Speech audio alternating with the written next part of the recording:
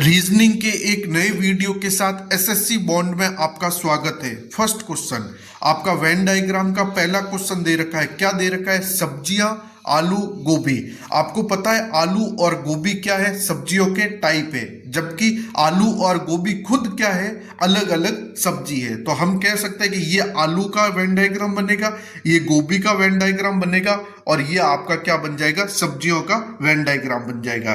तो option B हमारा सही आंसर होगा। अगला सवाल देखिए, वर्ग, आयत, बहुभुज, इसका हमें वेन डायग्राम बनाना है। बहुभुज किसको कहते हैं? बहुभुज मतलब बहुत सारी भुजाओं से बना हुआ आकृति क्या कहलाती है? बहुभुज कहलाती है। बहुभुज के अंदर वर्ग भी आता है, आयत भी आता है। बहुभुज मतलब दो से या चार से ज्यादा भुजाओं से बना हुआ आकृति फिगर को क्या कहते हैं? बहुभुज कहते हैं। अब हमें वर्ग और आयत की प्रॉपर्टी को समझना है। वर्ग और आयत की प्रॉपर्टी को समझना है। वर्ग की प्रॉपर्टी क्या होती है? ये वर्ग है आपका।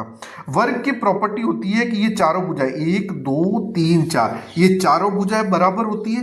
वर्ग में चारों भुजाएं बराबर होती है और साथ में ये जो एंगल होता है, कोण होता है, वो 90 डिग्री का होता है वर्ग में। तो हम ये कह सकते हैं कि वर्ग की जो प्रॉपर्टी होती है वो चारों भुजाएं बराबर होती है और जो इनके बीच का एंगल होता है वो 90 डिग्री का होता है। जबकि आयत, ये जो आयत है इसमें क्या है कि आमने सामने की भुजाएं क्या होती है? बराबर होती है। ये वाली भुजा बराबर और ये वाली भुजा आपकी बराबर होती है। आयत में आमने सामने की भुजा बराबर होती है और एंगल जो है वो इसमें भी क्या होता है? 90 डिग्री होता है, 90 डिग्री पर इंटरसेप्ट करता है। तो वर्ग और आयत में हम वेन डायग्राम में ये समझ सकते हैं कि जो वर्ग होता है ना, वर्ग की प्रॉपर्टी मैंने आपको क्या बताई? चारों भुजाएं बराबर और 90 डिग्री। तो हम ये कह सकते हैं कि एक जो वर्ग होता है ना, वो वर्ग इनडायरेक्टली आयत ही होता है। Square is equal to rectangle. Square हमेशा आयत ही होता है, स्क्वायर हमेशा रेक्टेंगल होता है, जबकि रेक्टेंगल, आयत जो है वो वर्ग नहीं होता है।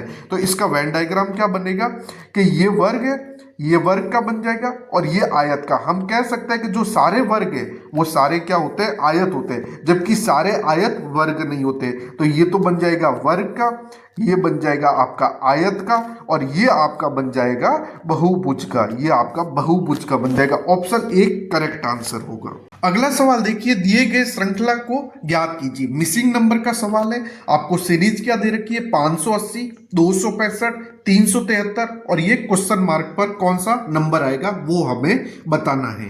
तो आप ध्यान से देखेंगे, 580, 265, 373, ये ना तो किसी का घन है, ना ही किसी का वर्ग है, ना तो स्क्वायर है और ना क्यूब है। तो इस सवाल को हम सॉल्व कैसे करेंगे? आप इनडायरेक्टली देखेंगे कि इनका जो गैप है 580 और 265 और 373, वो भी क्या है? इनका अनइवन गैप है, मतलब बराबर का गैप नहीं है। तो देखिए, आप देखेंगे 580 और 265 में लगभग 220 का गैप है और 265 और 373 में 100 से भी कम का गैप है। 100 मतलब 108 का गैप है। तो मतलब ये अनइवन गैप है। तो आप इसको देखते ही समझ जाएंगे कि ये अनइवन का है। तो आखिर हम इस सवाल को सॉल्व कैसे करेंगे? हम इसको सवाल को सॉल्व, फिर मेथड, अगला लॉजिक अप्लाई करेंगे डिजिट का। कि देखिए, इसमें डिजिट क्या है? 5 और 8 0, इसमें 2 6 5, इसमें 3 7 3, 3 7 3, ये डिजिट के हम अब क्या करेंगे? इन डिजिट को आपस में ऐड करेंगे। तो देखिए यहां पर डिजिट क्या? 5 8 0, तो हम तीनों को ऐड करेंगे, मतलब 5 प्लस 8 प्लस 0। तो 8 और 5 कितना हो जाएगा? 13, 13 प्लस 0 कितना हो जाएगा? 13। मतलब 5 8 0 में डिजिट सम कितना है? 13। उसी प्रकार 2 6 5 में डिजिट सम कितना होगा? तो 6 और 2 8 और 5 कितना हो जाएगा? 13। मतलब इसमें भी डिजिट सम 13, इसमें भी 265 में भी डिजिट सम कितना आ रहा है? 13।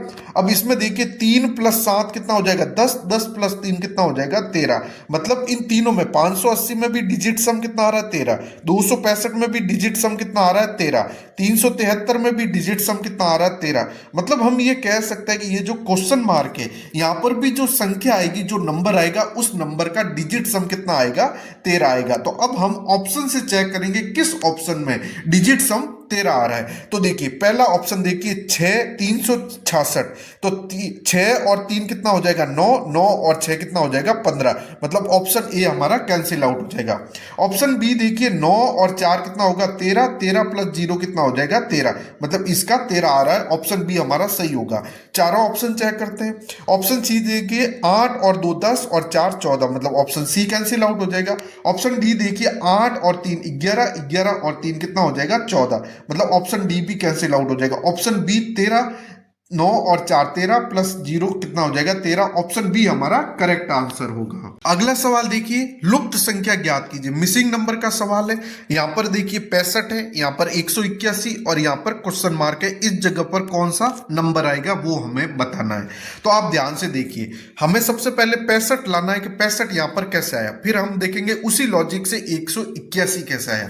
अगर ये दोनों लॉजिक फुलफिल कर गए तो हम क्या करेंगे, वही लॉजिक यहां पर अप्लाई करके इस क्वेश्चन मार्क की जगह पर कौन सा नंबर आएगा वो हम आंसर हमारा आंसर होगा। तो देखिए 2 5 6, हम क्या करें कि 2 5 6 से हम क्या करेंगे 65 बना दें।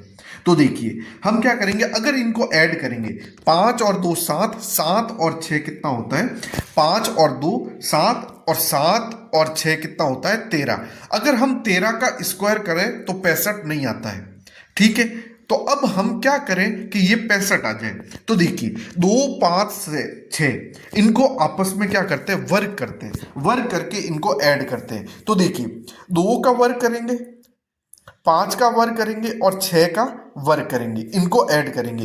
तो देखिए 2 का वर्ग कितना होता है 4, 5 का वर्ग कितना होता है 25 और 6 का वर्ग कितना होता है 36। इन तीनों को क्या कर देंगे ऐड कर देंगे, जोड़ देंगे। तो देखिए 25 और 4 कितना होता है 29 और 29 और 36 कितना होता है 65 होता है, ठीक है। ये लॉजिक हमारा यहाँ पर काम कर गया। अगर यही लॉजिक हमारे यहाँ पर काम कर गया तो हमारा आंसर राइट आ जाएगा। तो हम क्या करेंगे 6 का स्क्वायर करेंगे, 8 का स्क्वायर करेंगे, 9 का स्क्वायर करेंगे और इन तीनों को जोड़ देंगे। तो देखिए 6 का स्क्वायर कितना होता है 36 और 8 का स्क्वायर कितना होता है 8 का स्क्वायर होता है 64 और 9 का स्क्वायर होता है 81। तो देखिए अब इनको क्या करेंगे आपस में तीनों को जोड़ देंगे। तो देखिए 6 और 4 10, 10 और 1 11, हासिल लगा 1, 8 और 1 9, 9 और 6 15, 15 और 3 कितना होता है 18, 181। मतलब हमने क्या किया 2 5 6 इन तीनों का वर्ग किया, तीनों नंबर का वर्ग किया, 2 का वर्ग 4, 5 का वर्ग 25, 6 का वर्ग 36, इन तीनों को आपस में जोड़ा, तीनों नंबर को आपस में इनके वर्ग को जोड़ा तो क्या आया 65 आया। उसी प्रकार 6 का वर्ग 36, 8 का वर्ग 64, 9 का वर्ग 81, इन तीनों को आपस में जोड़ा तो 181 आया। मतलब इन दोनों में ये सेम लॉजिक हमारा काम कर गया। तो हम क्या करेंगे यही लॉजिक हम यहाँ पर अप्लाई करेंगे। तो देखिए क्या करेंगे 2 का वर्ग करेंगे, 8 का वर्ग करेंगे और 7 का वर्ग करेंगे। तो 2 का वर्ग कितना आता है 4, 8 का वर्ग कितना आता है 64 और 7 का वर्ग कितना आता है 49। अब इनको क्या करेंगे आपस में जोड़ देंगे, इनको क्या करेंगे आपस में जोड़ देंगे। तो देखिए 9 और 4 कितना होता है 13, 13 और 4 कितना होता है 17, ठीक है। हासिल लगा 1, 4 और 1 5, 5 और 6 कितना हो गया 11, 11 यहाँ पर यह आ जाएगा 117। ऑप्शन सी हमारा करेक्ट आंसर होगा। अगला सवाल देखिए निम्नलिखित में से कौन सा विकल्प दी गई श्रृंखला को पूर्ण करेगा। आपको ये एक सीरीज दे रखी है और इसमें जो ये रिक्त स्थान है खाली पद है उसको भरना है और इस सीरीज को पूर्ण करना है। तो ऐसे सवालों को हम कैसे हैंडल करेंगे। तो देखिए जब भी ऐसे सवाल आए जो रिक्त स्थान है और जो आपका क्या दे रखे लेटर दे रखे, इनको हम क्या करेंगे काउंट करेंगे, कितने नंबर है कितने काउंट करेंगे कि ये कितने लेटर हैं। तो देखिए याद रखना है जो लेटर है और प्लस जो रिक्त स्थान है इन सबको जोड़ना है। तो देखिए आप इन सबको पहले जोड़ेंगे 1 2 3 4 5 6 7 8 9 10 11 12 13 14 15 16। तो देखिए ये आपका क्या है टोटल 16 लेटर है।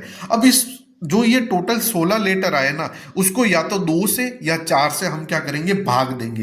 तो हम क्या करते हैं 4 से भाग देते हैं। तो 16 में अगर 4 से भाग देंगे तो कितनी बार कटेगा 4 बार कटेगा।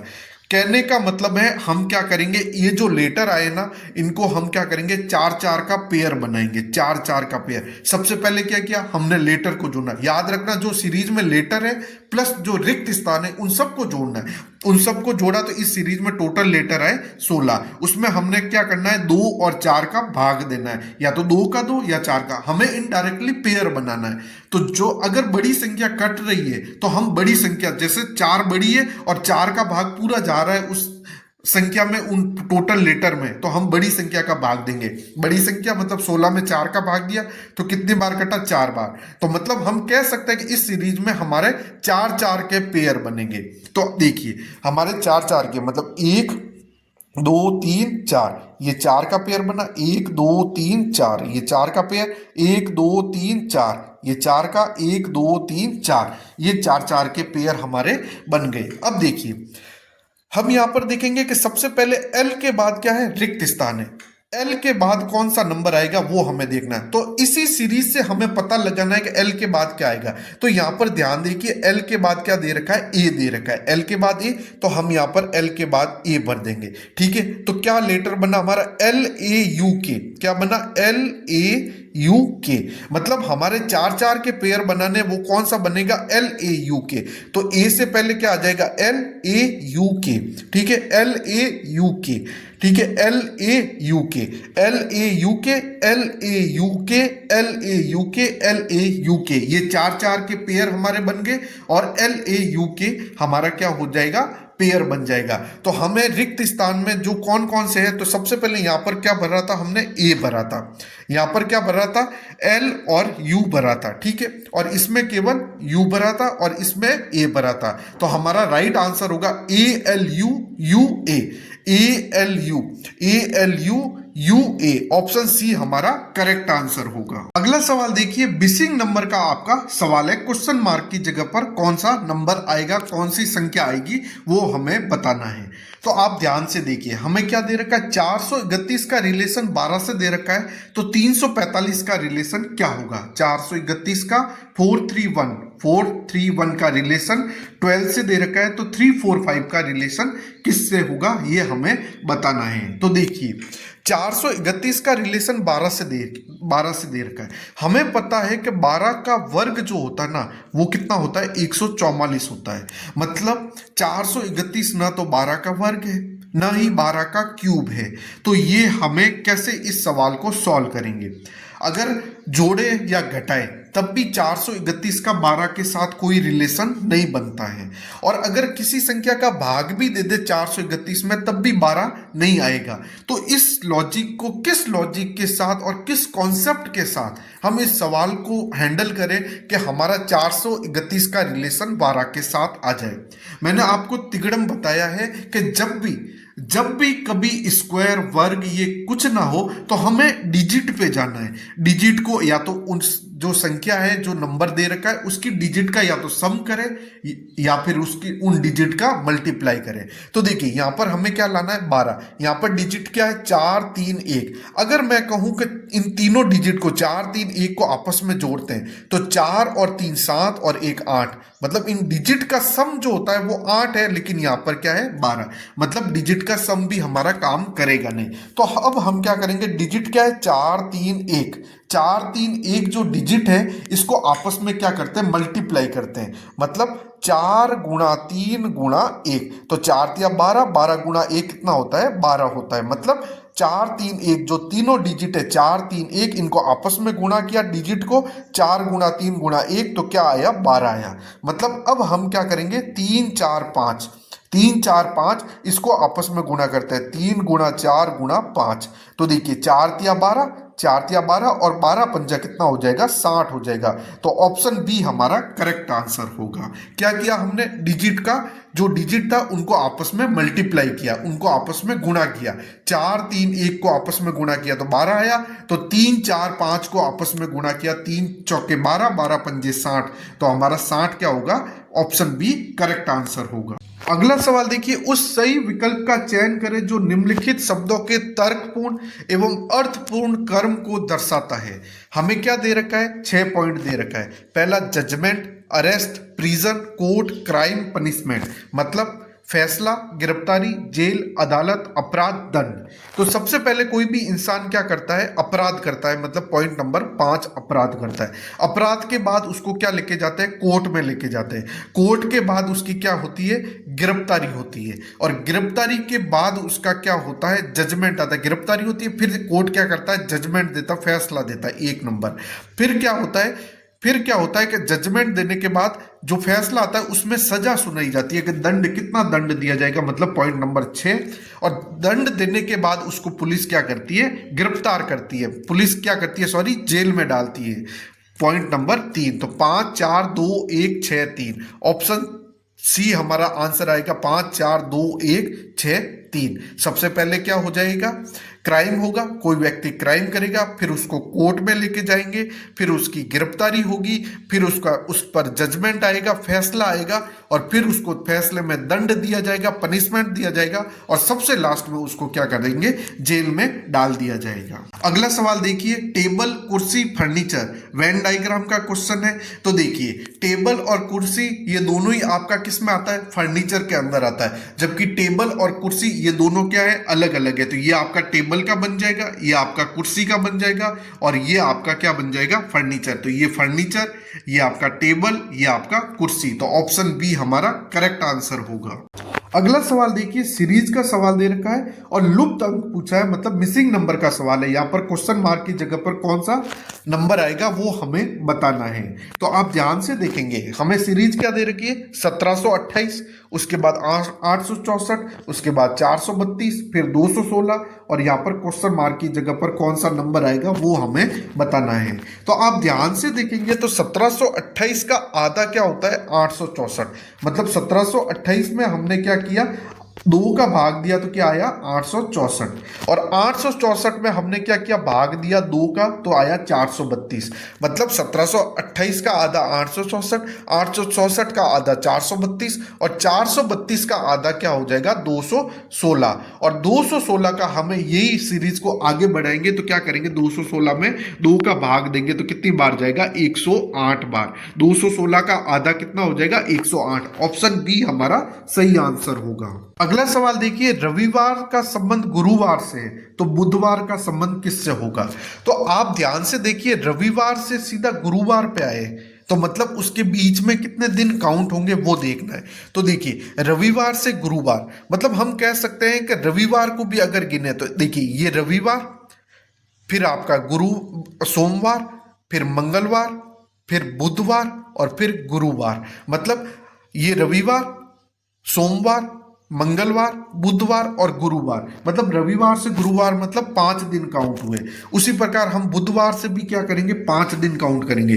तो देखिए, बुधवार, फिर क्या करेंगे, गुरुवार, फिर क्या करेंगे, शुक्रवार, फिर शनिवार, और फिर क्या करेंगे, रविवार। मतलब यहां से भी बुधवार से ये बुधवार, गुरुवार, शुक्रवार, शनिवार, रविवार, ये 5वां दिन आएगा। रविवार से भी गुरुवार 5वां दिन था तो बुधवार से भी 5वां दिन कौन सा आ जाएगा, रविवार आ जाएगा। ऑप्शन ए हमारा सही आंसर होगा।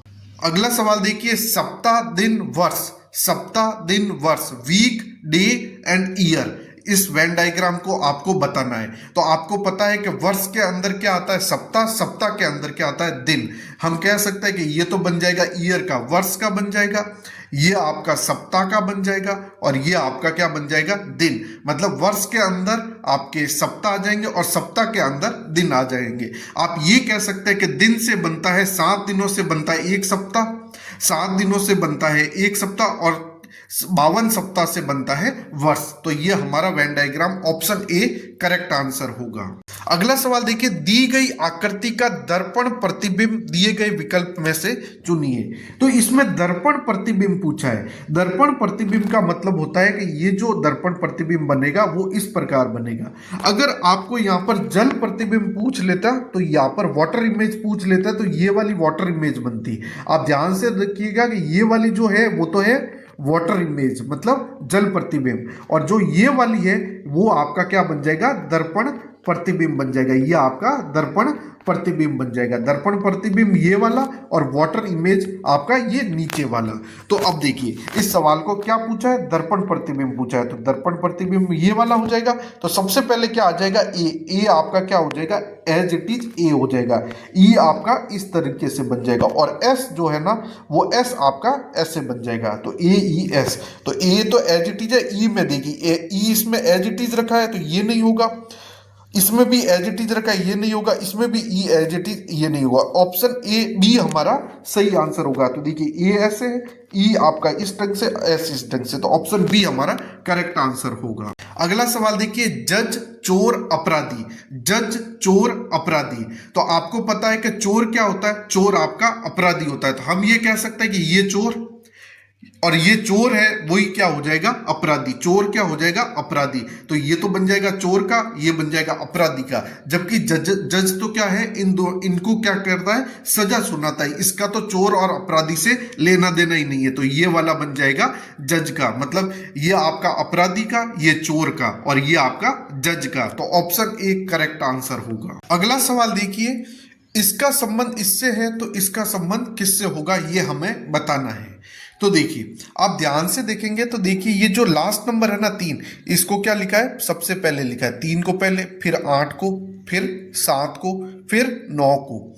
उसी प्रकार हम ये कह सकते हैं कि इस 8 को हम क्या करेंगे, पहले लिखेंगे, फिर क्या करेंगे 5 को लिखेंगे, फिर 9 को लिखेंगे और फिर क्या करेंगे सबसे लास्ट में 1 को लिखेंगे। तो 8 5 9 1, 8 5 9 1, ऑप्शन बी हमारा सही आंसर होगा। क्या किया, लास्ट वाले को पहले और सबसे पहले वाला जो 9 सबसे पहले उसको लास्ट में लिखा। तो उसी प्रकार 8 को सबसे पहले लिखेंगे, फिर 5 को लिखेंगे, फिर 9 को लिखेंगे और फिर 1 को लिखेंगे। तो 8 5 9 1 हमारा सही उत्तर होगा। अगला सवाल देखिए, कहाँ का संबंध स्थान से है तो कब का संबंध किससे होगा। हमें पता है कहाँ, मतलब वो कहाँ गया, वो जोधपुर गया, वो राजस्थान गया, वो जयपुर गया, या वो दिल्ली गया, वो बिहार गया। मतलब कहाँ का संबंध किससे है, स्थान से है, वहां के पैलेस से है, किस सिटी से है, मतलब स्थान से, वो किस जगह पर गया। और कब का समय, अभी कितना, कब का समय क्या होता है, कब का मतलब होता है समय, कितने समय में, तो वो कब, किस टाइम। तो हम ये कह सकते हैं कि कहाँ का संबंध अगर स्थान से है तो कब का संबंध किससे होगा, समय से होगा। ऑप्शन डी समय हमारा राइट आंसर होगा। तो फ्रेंड्स ये वीडियो आपको कैसा लगा कमेंट बॉक्स में कमेंट जरूर करिए। वीडियो को लाइक शेयर और सब्सक्राइब, अभी तक चैनल को सब्सक्राइब नहीं किए तो चैनल को सब्सक्राइब जरूर कीजिए। Thank you.